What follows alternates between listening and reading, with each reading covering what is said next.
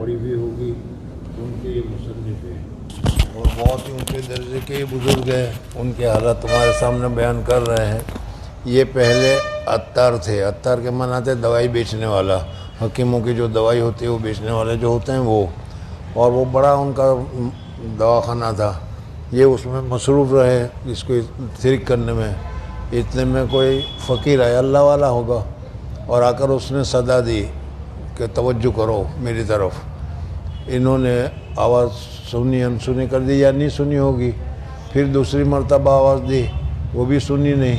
फिर तीसरी मर्तबा आवाज़ दी।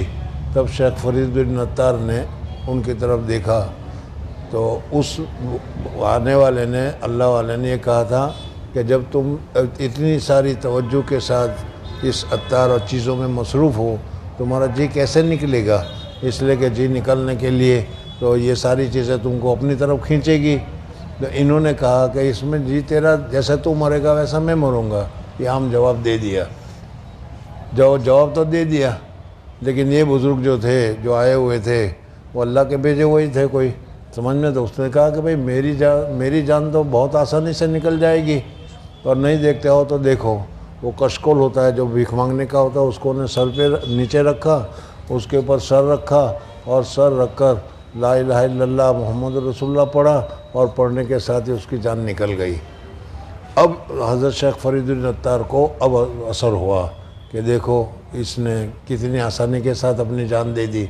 उसी वक्त से उन्होंने वो जो अपनी दुकान थी वो सारी दुकान अल्लाह के रास्ते में खर्च कर दी, और क्या है अल्लाह तबारक व तआला के ज़िक्र में, इबादत में मसरूफ़ हो गए, बैत हो गए, और फिर उसके बाद उन्होंने क्या है ये दर्जा हासिल किया।